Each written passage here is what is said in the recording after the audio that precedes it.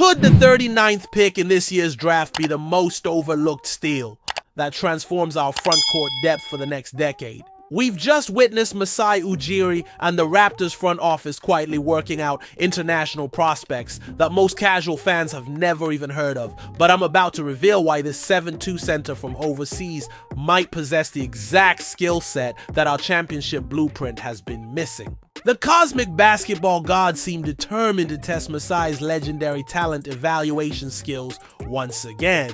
And this mysterious big man, whose otherworldly basketball IQ and developmental trajectory suggest he might possess that rare diamond in the rough gene that separates franchise-changing picks from draft day afterthoughts. I'm about to reveal the shocking details that most draft analysts are completely overlooking about this prospect. What's up, Raptors Nation? Quick Court coming in hot with another deep dive for all you basketball junkies out there. Hope you're all crushing it today, rocking that red and black, and ready to get your draft analysis fix. How exactly does a 19-year-old center from international basketball fit into the master plan that Masai and the front office have been quietly assembling? Drop your predictions down in the comments right now, because I've been studying the film and connecting dots that nobody is talking about yet. Seriously, stick around until the end because I'm about to break down a development pattern that will absolutely blow your mind about how this prospect could transform our roster's ceiling. Hansen Yang has officially worked out for the Toronto Raptors. And let me tell you why this should have every single fan excited about pick 39. This 7'1" center, who some scouts are projecting to go as high as the first round, represents exactly the type of value that Masai Ujiri has built his reputation on finding. At just 19 years old, Yang brings a combination of size, skill, and basketball IQ that's incredibly rare for a second-round prospect. Standing 7'2" with a 7'2" wingspan and weighing 250 pounds, he's got the physical tools to impact the game immediately.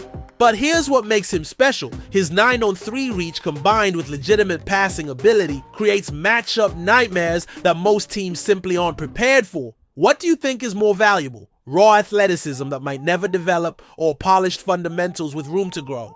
Cause Yang brings something we haven't seen in Toronto since Marc Gasol's championship run. His post-scoring ability with that soft touch around the rim reminds scouts of Jakob Poeltl's finishing ability, but with the added dimension of being a legitimate playmaker from the center position. Last season in international competition, Yang averaged 16 points, 10 rebounds, 3 assists, and 2.7 blocks per game. Those aren't just solid numbers. They're elite production for a player his age competing against grown men overseas. The fact that he's averaging 3 assists per game as a center tells you everything about his court vision and decision-making ability. If you're not subscribed yet, make sure you hit that subscribe button because we're diving deep into prospects that could change this franchise's trajectory. Yang's passing vision is what separates him from your typical big man prospect. He can run the short roll, make reads from the mid-post, and create opportunities for teammates in ways that remind you of Nikola Jokic's development path.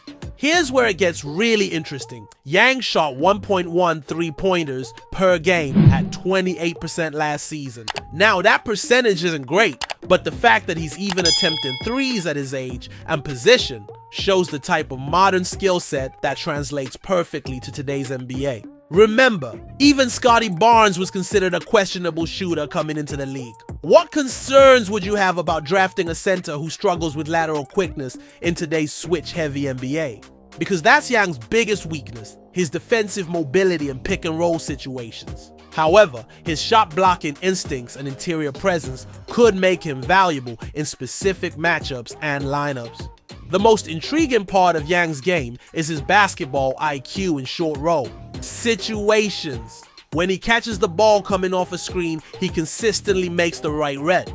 Whether that's finishing strong at the rim, finding an open shooter, or swinging the ball to create better opportunities. That type of decision making typically takes years to develop, but Yang already shows those instincts. Don't forget to smash that subscribe button if you want more draft breakdowns like this.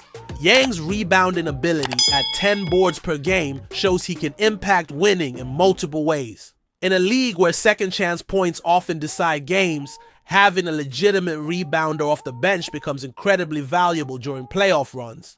Here's the reality about Yang's weaknesses. Every prospect has them, especially in the second round. His inconsistent range shooting and struggles imposing his will against weaker competition are legitimate concerns. But there are also areas where proper development and NBA level training can make significant improvements. The comparison that makes the most sense is a young Jakob Poeltl with better passing ability. Yang won't blow you away with athleticism, but he impacts winning through fundamentals, positioning, and making the right basketball play consistently.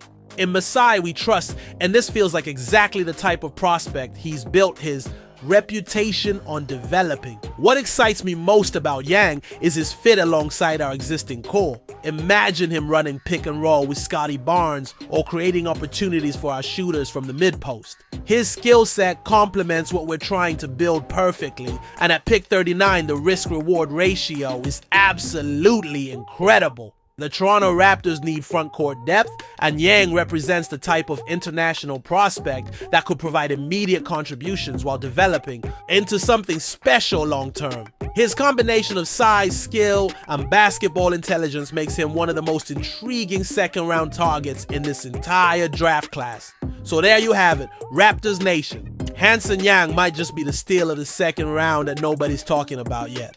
What do you think? Should Masai pull the trigger on Yang at pick 39? Drop your thoughts in the comments below and let me know which other prospects you want me to break down next.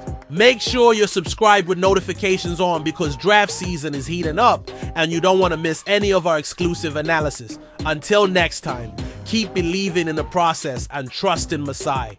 We the North.